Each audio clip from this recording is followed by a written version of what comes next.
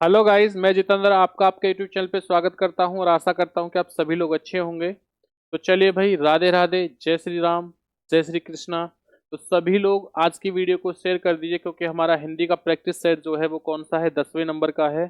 तो एक एक करके हम लोग इन क्वेश्चनों को सॉल्व करेंगे और सभी भाइयों को आंसर देना, और कितने समय, मात्र 10 सेकंड के अंदर। तो चलिए, आपका ज़्यादा समय ना लेते हुए आज की क्लास को प्रारंभ करते हैं। तो जितने मेरे भाई हैं वो वीडियो को एक बार शेयर कर दीजिए अपने दोस्तों के पास, अपने मित्रों के पास, और बोल दीजिए भाई जो हिंदी की क्लास का समय है वो हो चुका है। तो प्रैक्टिस सेट क्वेश्चन नंबर 1। गाय कौन सी संज्ञा है? जल्दी बताइए भाई, गाय कौन सी संज्ञा है? व्यक्तिवाचक संज्ञा, जातिवाचक संज्ञा, भाववाचक संज्ञा या द्रव्यवाचक संज्ञा? जल्दी से बताइए। तो गाय है वह कौन सी संज्ञा है? ए, बी, सी या डी? और याद रखना मेरे भाइयों, आपके पास जो समय है वो मात्र कितने समय का है? 10 सेकंड का समय बस आपके पास है। तो जल्दी बताइए इसका राइट आंसर क्या होगा। बहुत बढ़िया, शाबाश। जय हिंद भाई, जय हिंद, बहुत बढ़िया। राम राम जी। सभी के लिए राधे राधे। अब आंसर दीजिए जल्दी से। बहुत बढ़िया भाई, जिस भी मेरे भाई ने इसका आंसर क्या दिया है, याद रखना बी दिया है, वो बिल्कुल सही है। क्योंकि जो गाय है वो कैसी संज्ञा है? गाय जो है, याद रखना, वो जातिवाचक है। देखिए, जातिवाचक क्यों है? क्योंकि जो गाय है वो संपूर्ण जाति का बोध करा रहा है। जो भी संपूर्ण जाति का बोध कराएगा वही क्या कहलाता है? याद रखना, वह जातिवाचक कहलाता है।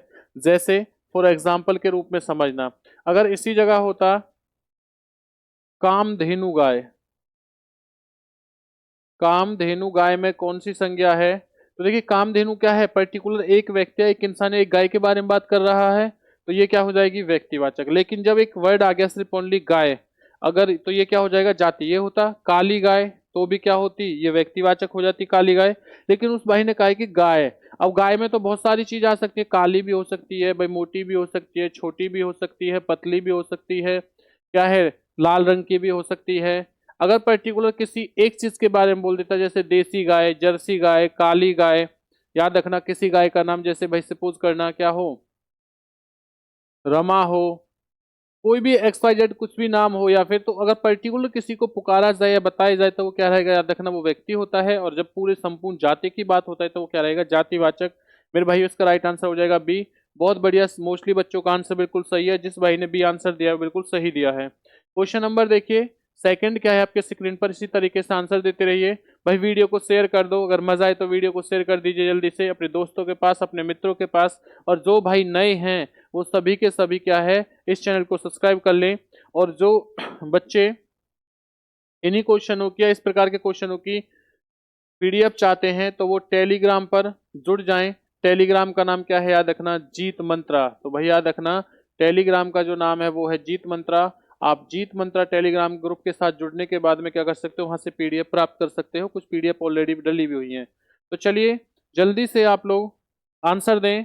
जब एक ही प्रकार की वस्तुओं अथवा व्यक्तियों का बोध हो, उसे कौन सा संज्ञा कहते हैं? व्यक्तिवाचक संज्ञा, जातिवाचक संज्ञा, भाववाचक संज्ञा, द्रव्यवाचक संज्ञा? जल्दी बताइए। जब एक ही प्रकार की वस्तुओं अथवा व्यक्तियों का बोध हो तो उसे क्या कहते हैं? व्यक्ति, जाति, भाव या द्रव्य? जल्दी से बताइए बच्चा। आप लोग व्हाट्सअप भी कर सकते हो, डायरेक्ट इस नंबर पे आप लोग व्हाट्सअप कर सकते हो। और व्हाट्सअप करने के बाद में याद रखना, आप लोगों को जो पीडीएफ है वो मिल जाएगी मेरे भाइयों। और ये व्हाट्सअप नंबर है, याद रखना। और ये वाला जो है वो क्या है मेरे भाइयों? ये टेलीग्राम है। तो टेलीग्राम ग्रुप के साथ भी जुड़ जाइए। और किसी को पीडीएफ चाहिए वो डायरेक्ट व्हाट्सअप भी कर सकता है या टेलीग्राम ग्रुप के साथ जुड़ सकता है। तो चलिए जल्दी से बताइए इसका राइट आंसर क्या? बहुत बढ़िया, शाबाश भाई। इसका जो राइट आंसर है मेरे भाइयों वो क्या होगा?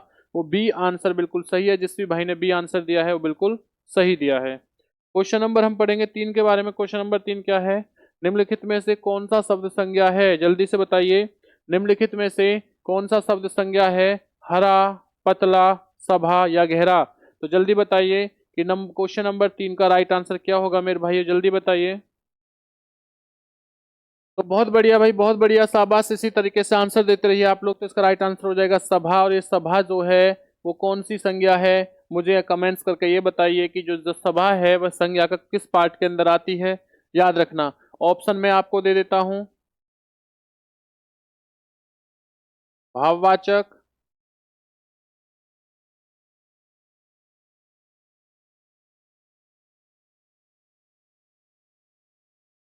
जातिवाचक,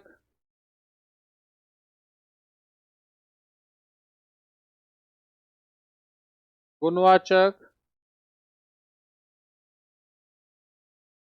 व्यक्तिवाचक। जल्दी बताइए भाई कि जो भाव है वह इनमें से कौन सी संज्ञा है, और सीधा नाम लिख के बताना, ए बी मत बताना, सीधा नाम बताइए क्वेश्चन का नंबर वो करके। क्वेश्चन देखिए उसी के साथ में 4 क्या है, संज्ञाओं के साथ आने वाली विभक्तियों को क्या कहा जाता है, संश्लेषित कहा जाता है, विश्लेषित कहा जाता है, श्लिष्ट कहा जाता है, इनमें से कोई नहीं। जल्दी बताइए क्वेश्चन नंबर 5 का, सॉरी 4 का राइट आंसर क्या है मेरे भाई, जल्दी से बताइए क्वेश्चन नंबर 4 का। तो क्वेश्चन नंबर 4 का जो राइट बिल्कुल एकदम सही आंसर होगा वो क्या होगा मेरे भाई, जल्दी बताइए। बिल्कुल सही आंसर भाई, हवा में उड़ा दो यार क्वेश्चन को, कुछ भी नहीं है। इतने अच्छे से आप लोग तैयारी कर रहे हैं, हम लोग इतने अच्छे से तैयारी कर रहे हैं, तो याद रखना ये क्वेश्चन बिल्कुल 10 सेकंड से पहले भी क्या है, आपका जवाब आ जाना चाहिए। तो जल्दी से बताइए इसका राइट आंसर क्या होगा। तो याद रखना मेरे भाइयों, जय हिंद भाई, जय हिंद। बच्चा कोई नहीं, जय हिंद। जल्दी बताइए राइट आंसर क्या होगा। तो याद रखना 4 का जो राइट आंसर है भैया वो क्या हो जाएगा, वो हो जाएगा विश्लिष्ट, यानी कि इसका बी आंसर बिल्कुल सही है। जिस मेरे भाई ने इसका बी आंसर दिया है वो क्या है, बिल्कुल सही दिया है। क्वेश्चन को ध्यान से पढ़ते रहना। संज्ञाओं के स्थान, तो संज्ञाओं के साथ आने वाली विभक्तियों को क्या कहते हैं, विश्लिष्ट कहते हैं, ये चीज याद रखना। क्वेश्चन नंबर देखिए 5 क्या है, निम्नलिखित में से कौन संज्ञा का प्रकार नहीं है, निम्नलिखित में से कौन संज्ञा का प्रकार नहीं है, व्यक्तिवाचक संज्ञा, भाववाचक संज्ञा, जातिवाचक संज्ञा, देशवाचक संज्ञा। तो जल्दी से बताइए क्वेश्चन नंबर 5 का राइट आंसर क्या होगा कि संज्ञा का प्रकार नहीं है, जल्दी बताओ भाई। 10 सेकंड का समय है, थोड़ा ध्यान देना, 10 सेकंड का समय है आप लोगों के पास, 10 सेकंड में हमें सही आंसर देना है। बहुत बढ़िया, शाबाश भाई। कौन सा नहीं है, देशवाचक जो है याद रखना वह संज्ञा का भेद नहीं है। तो देखिए अगर कभी भी हमसे क्वेश्चन आए कि संज्ञा के मुख्य रूप से जो भेद होते हैं वो कौन से होते हैं, तो याद रखना मुख्य रूप से भेद होते हैं 3। कौन कौन से होते हैं, पहला होता है व्यक्तिवाचक संज्ञा,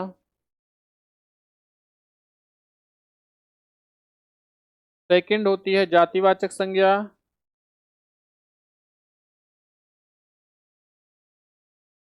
थर्ड होता है भाववाचक संज्ञा, और याद रखना जो जातिवाचक संज्ञा है इसके 2 भेद होते हैं तभी ये 5 होते हैं। तो कौन कौन से हो जाते हैं, एक तो होता जाता है द्रव्यवाचक संज्ञा,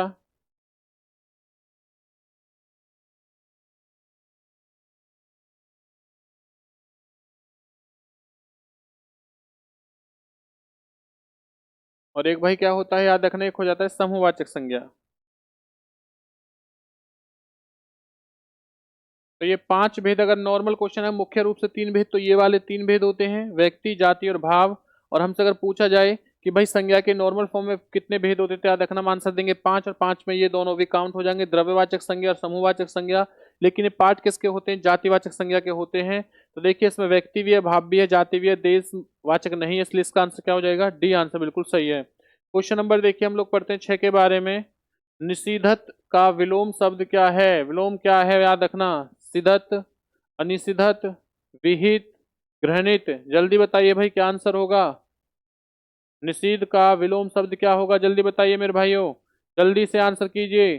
तो याद रखना निषिधत का जो विलोम शब्द होता है मेरे भाइयों वो क्या हो जाएगा, विहित होता है।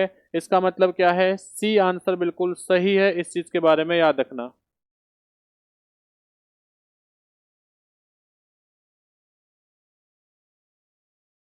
क्वेश्चन नंबर, नहीं थोड़ा ध्यान देना भाई, विहित नहीं होगा, विहित नहीं होगा मेरे भाइयों। इसका आंसर क्या होगा, बी होगा, अनिषेधित होगा, याद रखना। इसका आंसर क्या है, बी आंसर बिल्कुल सही है, सी नहीं होगा, बी है। जिन भाइयों ने बी आंसर दिया है वो बिल्कुल सही दिया है। क्वेश्चन नंबर देखिए उसके बाद में 7 का, किस समूह में सभी प्रश्नवाचक हैं, किस समूह में सभी प्रश्नवाचक हैं, कौन, क्या, किसने, जो, कोई, वह, जिनका, जो, किनका, जिन्होंने, उन, पर, उसको। तो जल्दी बताइए कि प्रश्नवाचक याद रखना कि प्रश्नवाचक जो सर्वनाम है वो कौन सा है, याद रखना। तो जल्दी से बताइए भाई किसके बारे में पूछ रहा है, इस सर्वनाम के बारे में पूछ रहा है। तो प्रश्नवाचक सर्वनाम कौन सा होता है, जल्दी बताइए मुझे, राइट आंसर क्या होगा, जल्दी बताओ भाई। कमेंट्स करते रहे भाई, वीडियो को शेयर कर दीजिए। इतनी कंजूसी नहीं, अपने दोस्तों को, अपने मित्रों को, सभी को क्या है भाई वीडियो को शेयर कीजिए। आपके पास जितने भी ग्रुप हैं उन ग्रुपों में इस वीडियो को वायरल कर दीजिए, फैला दीजिए भाई, सभी लोग कीजिए। बिल्कुल कंजूसी नहीं बरतनी है, याद रखना, बिल्कुल भी कंजूसी नहीं किसी भी प्रकार की, याद रखना। आपके पास जितने भी ग्रुप हों, आपके दोस्त हों, सबके पास ये वीडियो होनी चाहिए। सभी से बोलिए भाई कि जो बच्चा पढ़ना चाह रहा है, जो तैयारी कर रहा है, सभी के पास ये वीडियो होनी चाहिए। सब इसका राइट आंसर दें, याद रखना। कौन, क्या, किसने, तो याद रखना बच्चा ये क्या हो जाता है, प्रश्नवाचक, यानी ए ऑप्शन बिल्कुल सही है। तो प्रश्नवाचक होता कहाँ है, जहां हम प्रश्न पूछते हैं, तुम कौन हो, क्या कर रहे हो, यहाँ सॉरी यहाँ किससे मिलने आए हो, यहाँ किससे मिलने आए हो, या किसने तुम्हें यहाँ बुलाया है। तो ये सारे क्या होते हैं, क्वेश्चन होते हैं, तो इन्हीं को कहा जाता है प्रश्नवाचक। क्वेश्चन नंबर देखिए 8 के बारे में, जो करेगा सो भरेगा, रेखांकित शब्द कौन सा सर्वनाम है। जो करेगा सो भरेगा, रेखांकित शब्द कौन सा सर्वनाम हो जाएगा। क्रिया विशेषण, संकेतवाचक सर्वनाम, संबंधवाचक सर्वनाम या गुणवाचक सर्वनाम, जल्दी बताइए। क्वेश्चन नंबर 8 का राइट आंसर क्या होगा मेरे भाइयों, जल्दी से बता दीजिए। क्रिया विशेषण, संकेतवाचक विशेषण, संबंधवाचक विशेषण सर्वनाम और गुणवाचक सर्वनाम, जल्दी बताइए। तो जल्दी से बता दीजिए भाई।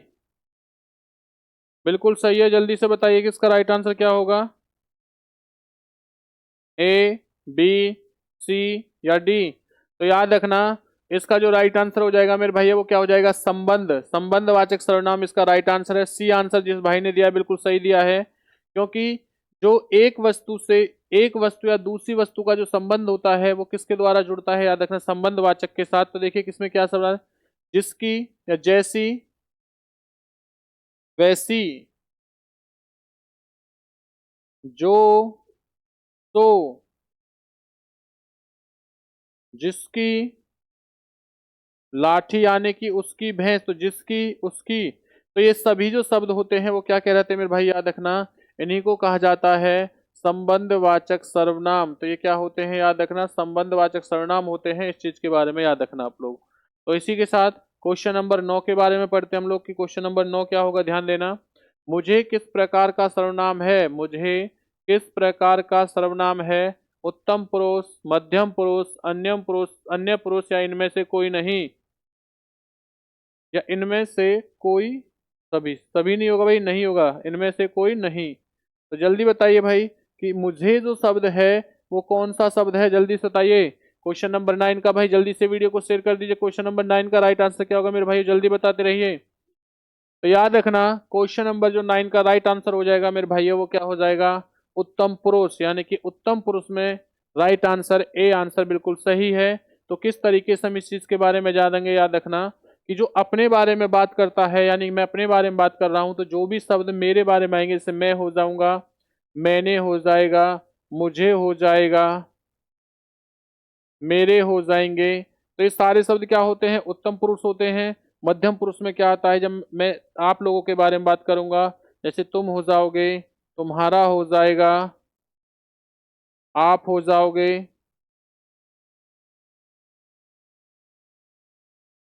तुझको हो जाएगा, ये शब्द क्या होते हैं, याद रखना, तुझे हो जाएगा।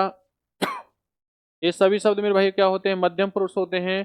और मैं बात करता हूं अगर अन्य पुरुष के बारे में, तो अन्य पुरुष क्या होता है, याद रखना, तो अन्य पुरुष कहा जाता है, इसमें होते हैं जैसे किसी और के, यानी इनमें अपने बारे में और आपको छोड़कर किसी और के बारे में हम लोग बात कर रहे हो, जैसे वह कौन है, वहां क्या चल रहा है,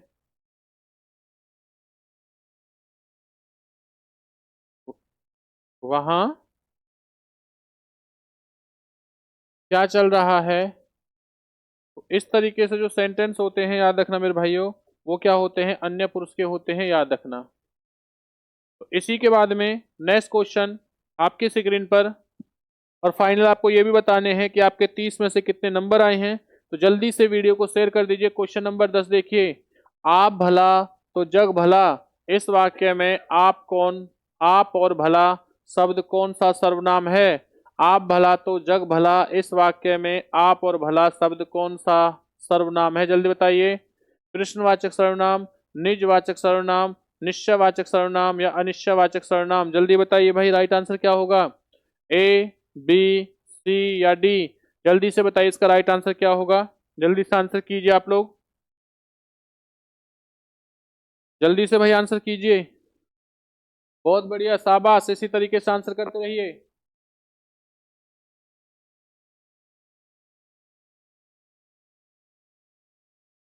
तो ध्यान देना मेरे भाइयों, इसका जो राइट आंसर हो जाएगा वो क्या हो जाएगा, याद रखना, निजवाचक सर्वनाम। इसका बी आंसर बिल्कुल सही है, यानी कि आप और भला शब्द जो है वो कौन सा होगा, निजवाचक सर्वनाम। क्वेश्चन नंबर देखिए 11 क्या है, क्वेश्चन नंबर 11 देखिए भाई, मैं अपने आप वस्त्र साफ कर लेता हूँ, मैं अपने आप वस्त्र साफ कर लेता हूँ, इस वाक्य में कौन सा सर्वनाम है। मैं अपने आप वस्त्र साफ कर लेता हूँ, इस वाक्य में कौन सा सर्वनाम है। कृष्णवाचक सर्वनाम, निश्चयवाचक सर्वनाम, निजवाचक सर्वनाम या संबंध निजवाचक सर्वनाम, जल्दी बताइए कि 11 का जो राइट आंसर होगा भाइयों क्या होगा। जल्दी से आंसर कीजिए किसका राइट आंसर क्या है। क्वेश्चन नंबर 11 का राइट आंसर क्या होगा, जल्दी से बताइए। तो याद रखना क्वेश्चन नंबर 11 है, उसका जो राइट आंसर हो जाएगा वो क्या हो जाएगा, याद रखना मेरे भाइयों, वो हो जाएगा निजवाचक सर्वनाम, यानी कि सी आंसर बिल्कुल सही है। देखिए निजवाचक सर्वनाम होता क्या है इसे समझना, क्योंकि दूसरा क्वेश्चन आ रहा है अब की बार निजवाचक से। निजवाचक का जो अर्थ होता है, जो शब्द होता है, उसे कहा जाता है निजत्व, और निजत्व का मतलब क्या होता है, अपने आप। तो जिस भी जगह आपको अपने आप ये वर्ड दिखाई दे जाए तो समझ लेना वो क्या होगा, निजवाचक सर्वनाम होगा मेरे भाइयों, याद रखना। तो देखिए यहाँ पर क्या आ रहा है, मैं अपने आप वस्त्र साफ कर लेता हूं, तो इसका मतलब क्या हो जाएगा, निजवाचक सर्वनाम हो जाएगा। क्वेश्चन देखिए, वे विकारी शब्द जो दो शब्दों या दो वाक्यों को जोड़ते हैं उसे क्या कहते हैं। वे विकारी शब्द जो दो शब्दों या वाक्यों को जोड़ते हैं तो उसे क्या कहते हैं, संबंध बोधक शब्द, विस्मयादि बोधक शब्द, समुच्चय बोधक शब्द या क्रिया विशेषण शब्द। जल्दी बताइए भाई, जो दो शब्दों को आपस में जोड़ते हैं उन्हें क्या कहा जाता है। तो आंसर जल्दी कीजिए कि इसका राइट आंसर क्या हो जाएगा, जल्दी बताओ भाई। तो याद रखना मेरे भाइयों, इसका जो राइट आंसर होगा वो हो जाएगा समुच्चय बोधक, यानी कि सी आंसर बिल्कुल सही है। जिस भाई ने सी आंसर दिया है बिल्कुल सही दिया है। जल्दी से भाई वीडियो को शेयर कर दीजिए, कमेंट्स भी कीजिए, लाइक भी कीजिए। इतना समय ना लगाइए जितना आप लगा रहे हो आंसर देने में, और बिल्कुल सही आंसर दीजिए इसी तरीके से। भाई आप लोग ऐसे ही आंसर दोगे तो कहीं ना कहीं मुझे भी अच्छा लगेगा कि हम लोग जो पढ़ रहे हैं वो बिल्कुल आप सही आंसर दे रहे हो। जब कर्ता एक क्रिया समाप्त कर उसकी क्षण दूसरी जब कर्ता एक क्रिया समाप्त कर उसी क्षण दूसरी क्रिया में प्रवृत्त होता है तब पहली क्रिया क्या कहलाती है। सहायक क्रिया, नाम बोधक क्रिया, पूर्वकालिक क्रिया, भूतकालिक क्रिया।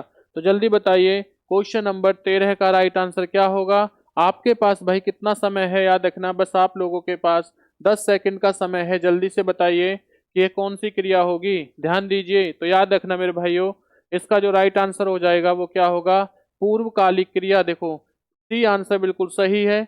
ये है क्या पूर्वकालिक क्रिया, इसके बारे में समझना।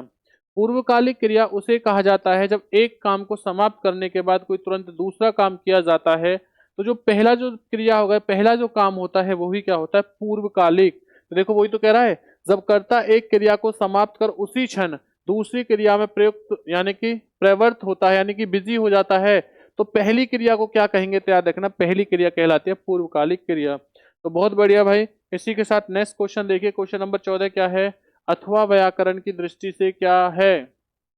अथवा व्याकरण की दृष्टि से क्या है, संधि है, उपसर्ग है, अन्वय है या अव्यय है। जल्दी बताइए क्वेश्चन नंबर 14 का जो राइट आंसर होगा मेरे भाइयों वो क्या हो जाएगा, जल्दी से बताइए। तो याद रखना अथवा व्याकरण की दृष्टि से क्या है, तो याद रखना इसका जो राइट आंसर हो जाएगा भाइयों वो क्या हो जाएगा, डी, यानी कि अव्यय जो है वो बिल्कुल सही हो जाएगा। डी आंसर बिल्कुल सही है।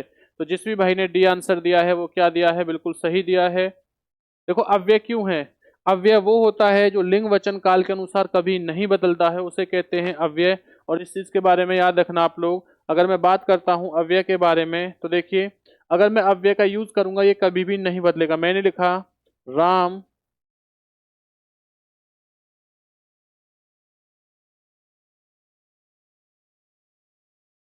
राम फल अथवा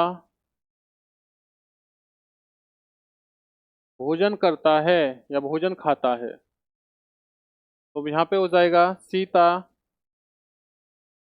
फल अथवा भोजन खाती है। तो देखिए यहाँ खाता है, ये क्रिया हो गई खाती, ये दोनों बदल चुके हैं, खाता की जगह खाती होगी, कर्त संज्ञा है वो भी बदल गया, राम की जगह सीता होगी। लेकिन चाहे फल हो अथवा या भोजन हो, ये नहीं बदले, तो ये तीनों के तीनों शब्द क्या हो जाएंगे, याद रखना, यही हो जाएंगे अव्यय। तो इसी को क्या कहा जाता है, अव्यय कहा जाता है मेरे भाइयों, याद रखना। क्वेश्चन नंबर देखिए 15 क्या है, क्रिया के किस रूप में कर्ता के अनुसार लिंग परिवर्तन नहीं होता। क्रिया के किस रूप में कर्ता के अनुसार लिंग परिवर्तन नहीं होता है। वर्तमान वर्तमान कालिक रूप में, भविष्यकालिक रूप में, भूतकालिक रूप में या आज्ञार्थ रूप में। तो जल्दी बताइए, क्रिया के किस रूप में कर्ता के अनुसार लिंग परिवर्तन नहीं होता है। तो बच्चा बहुत बढ़िया भाई, इसी तरीके से आंसर दीजिए। इसका जो राइट आंसर हो जाएगा मेरे भाइयों, वो क्या हो जाएगा, याद रखना, सी आंसर बिल्कुल सही है।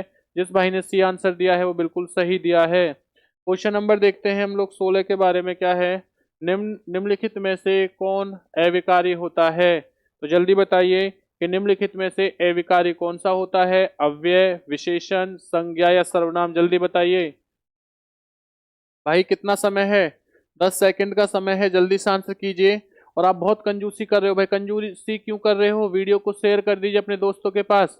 और जितने बच्चे लाइव हैं वो सभी के सभी लाइक भी करें और कमेंट्री में अपना आंसर भी देते रहें। और फाइनल ये भी बताना है कि 30 में से उन बच्चों के कितने नंबर हैं। तो याद रखना, इसमें अविकारी के बारे में बात कर रहा है, तो अविकारी किसे कहा जाता है मेरे भाइयों, याद रखना, अव्यय को ही अविकारी कहा जाता है। तो थोड़ा ध्यान देना।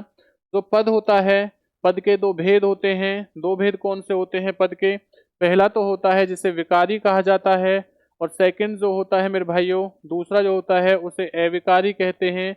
और याद रखना, इस अविकारी को ही क्या कहा जाता है, अव्यय कहा जाता है। तो अब जो विकारी है, विकारी के बारे में समझना।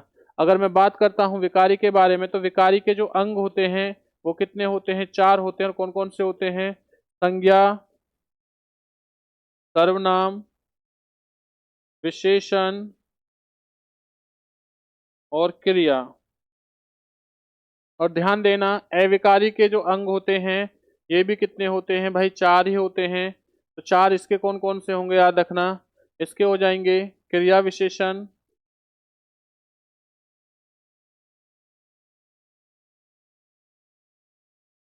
संबंध बोधक,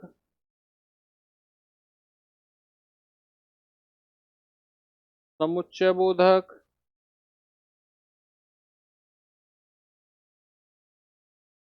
विस्मय आदि बोधक। ये याद रखना। तो ये 4 किसके होते हैं, ये 4 अविकारी होते हैं। और ये वो क्या होते हैं, विकारी। देखिए अगर विकारी होता है तो संज्ञा, विशेषण और वो क्या हो जाएंगे भाई, हम ये रे, संज्ञा भी है, विशेषण भी है, सर्वनाम भी है, तो हो जाएंगे विकारी। बाकी बचा क्या, अव्यय। अव्यय को ही क्या कहा जाता है, विकारी, सॉरी अविकारी कहा जाता है। राइट आंसर क्या होगा, ए आंसर बिल्कुल सही हो जाएगा मेरे भाइयों। क्वेश्चन नंबर देखते हैं हम लोग 17 के बारे में, क्या है, मुख्य क्रिया के अर्थ को स्पष्ट करने वाली क्रिया को क्या कहा जाता है, सहायक क्रिया, प्रेरणार्थक क्रिया, नाम बोधक क्रिया या नाम धातु क्रिया। जल्दी बताइए, मुख्य क्रिया के अर्थ को स्पष्ट करने वाली क्रिया को क्या कहते हैं मेरे भाइयों, ए, बी, सी या डी। इसी तरीके से आंसर देते रहिए आप लोग, और वीडियो को शेयर भी करते रहिए। बहुत बढ़िया भाई, इसका जो राइट आंसर हो जाएगा वो क्या हो जाएगा, बी आंसर बिल्कुल सही हो जाएगा, यानी कि प्रेरणार्थक क्रिया। बी आंसर क्या है मेरे भाइयों, बिल्कुल सही है। क्वेश्चन नंबर 18 देखिए, क्रिया के मूल रूप को क्या कहते हैं, पद कहते हैं, धातु कहते हैं या रूप कहते हैं। तो जल्दी बताइए, क्रिया के मूल रूप को क्या कहा जाता है, ए, बी, सी, डी में से राइट आंसर क्या होगा मेरे भाइयों, जल्दी से कीजिए। तो याद रखना, इसका जो राइट आंसर है मेरे भाइयों वो क्या हो जाएगा, राइट आंसर है इसका, याद रखना, धातु, यानी कि बी आंसर बिल्कुल सही है। इसी के साथ में हम लोग पढ़ते हैं क्वेश्चन नंबर 19 के बारे में, कि क्वेश्चन नंबर 19 क्या है, ध्यान देना।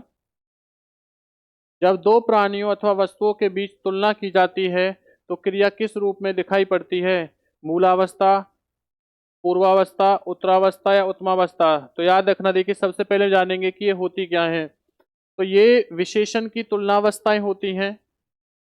क्या होती है मेरे भाइयों, विशेषण की तुलनावस्था। और विशेषण की तुलनावस्थाएं होती हैं वो 3 प्रकार की होती हैं। पहली जो होती है वो होती है मूलावस्था होती है। सेकंड जो होती है, याद रखना, उसे कहा जाता है उत्तरावस्था कहते हैं। और तीसरा जो होता है उसे उत्तमावस्था कहते हैं। ये 3 चीजें होती हैं, याद रखना। तो मूलावस्था क्या होता है, जहां सिर्फ किसी की तुलना किसी के साथ ना की जाए। जैसे मैं यहां लिख देता हूं, राम अच्छा लड़का है। तो मेरे भाइयों ध्यान देना कि राम की तुलना किसी के साथ नहीं की जा रही है, तो ये क्या होगी, मूलावस्था। मैंने कहा उत्तरावस्था क्या होती है, जहां एक वस्तु की तुलना किसी दूसरी वस्तु या एक प्राणी की तुलना किसी दूसरी प्राणी से हो, तो वो क्या होती है, उत्तरावस्था। जैसे राम श्याम से अच्छा है। ध्यान देना, राम श्याम से अच्छा है। और तीसरा होता है उत्तमावस्था। ये क्या होती है याद रखना, तो उत्तमावस्था की अगर मैं बात करता हूँ मेरे भाई, तो याद रखना, जैसे इसमें उत्तमावस्था का मतलब होता है कि इसके अंदर क्या होता है कि किसी के साथ नहीं, सभी के साथ तुलना की जाती है। तो याद रखना, जैसे मैं कहने लगा राम सबसे अच्छा लड़का है, तो याद रखना राम सबसे अच्छा लड़का है। तो ये किसकी तुलना होगी, राम की अब सबसे तुलना की जा रही है, तो राम सब में अच्छा लड़का है। तो देखिए वो क्या कह रहा है, तो ये विशेषण की तुलनावस्था होती है। क्वेश्चन ने क्या कहा, जब दो प्राणियों अथवा वस्तुओं के बीच में तुलना की जाती है तो उसे क्या कहते थे, याद रखना। तो राम श्याम से यानी दो वस्तु दो व्यक्ति, तो क्या हो जाएगा बी, यानी कि इसका राइट आंसर है सी, उत्तरावस्था। जिस भाई ने उत्तरावस्था कहा है याद रखना वो बिल्कुल सही है। तो ऐसी चीजों को भाई समझते रहिए, आपको यही मत सोचे कि बस आप थोड़ी जानकारी 30 क्वेश्चन पढ़ रहे, नहीं, आप एक्स्ट्रा की बहुत सारी चीजें आप लोग सीख रहे हो। पर वीडियो को आप लोग कंजूसी बहुत करते हो। वीडियो को ज्यादा से ज्यादा भाई शेयर कीजिए। निम्नलिखित में से कौन संयुक्त क्रिया का भेद नहीं है, तो याद रखना निम्नलिखित में से संयुक्त क्रिया का भेद कौन सा नहीं है, अवकाश बोधक, निश्चय बोधक, नित्य बोधक या नाम बोधक। तो जल्दी बताइए कि संयुक्त क्रिया का भेद नहीं है। तो याद रखना भाई, इसका जो राइट आंसर हो जाएगा वो क्या हो जाएगा, जल्दी से कीजिए। क्वेश्चन नंबर 20 का राइट आंसर क्या होगा कि संयुक्त क्रिया का भेद नहीं है। तो इसका राइट आंसर हो जाएगा नाम बोधक जो है, याद रखना वो क्या हो जाएगा, संयुक्त क्रिया का जो भेद होता है वो नहीं है। तो इसमें भाई क्या हो जाएगा, डी आंसर बिल्कुल सही है। क्वेश्चन नंबर हम पढ़ेंगे किसके बारे में, 21 के बारे में। समुच्चय बोधक को क्या कहते हैं, समुच्चय बोधक को विकारी, अविकारी, विकारी और एक अविकारी दोनों, इनमें से कोई नहीं। देखो अभी मैंने बताया है कि समुच्चय जो बोधक होता है उसे क्या कहा जाता है। तो जल्दी बताइए बच्चे, याद रखना क्वेश्चन नंबर 21 का राइट आंसर क्या होगा मेरे भाइयों।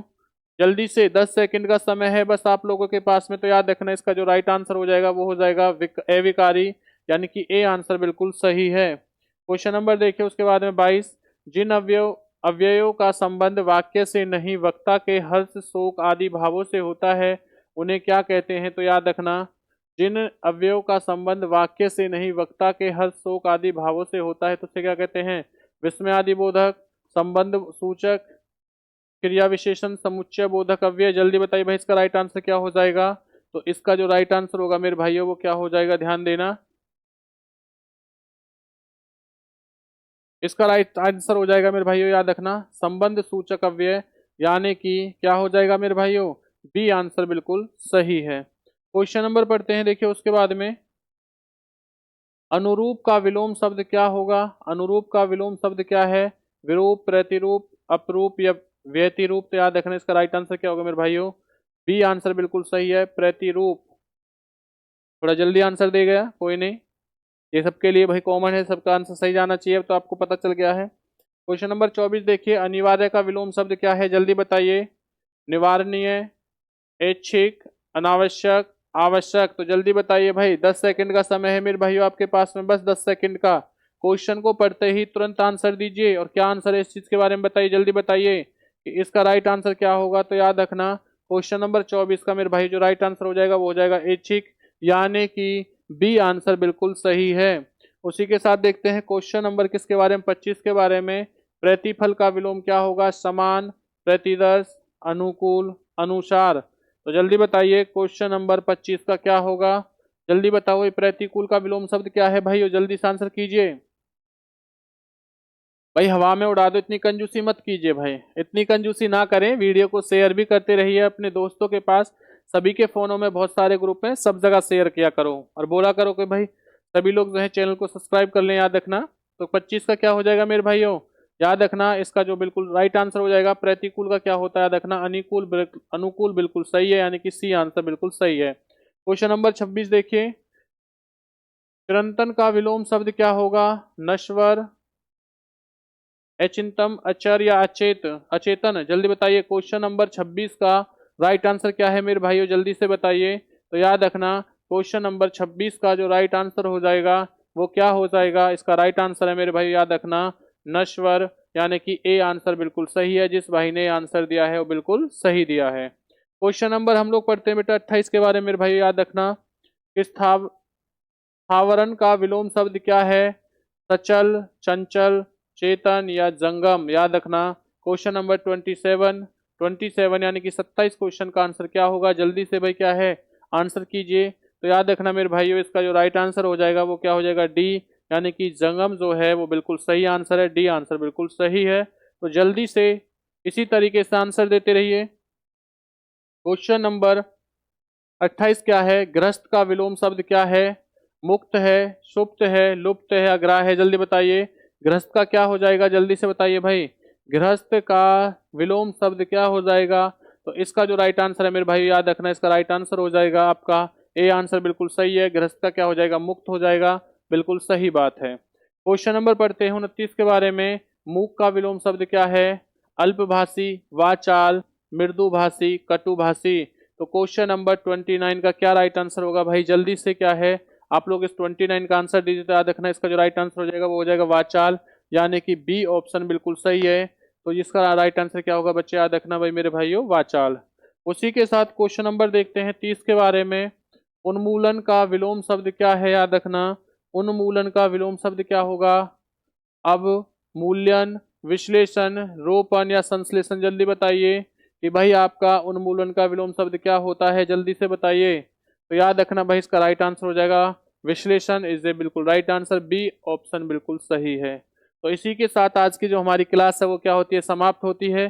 तो आज इसी के साथ हम क्लास का समापन करते हैं, मिलते हैं अगली क्लास में। सभी लोग ध्यान रखें और याद रखना सभी को वीडियो शेयर करनी है और फाइनली आपको नंबर बताने हैं कि आपके 30 में से कितने नंबर आए हैं, याद रखना मेरे भाइयों।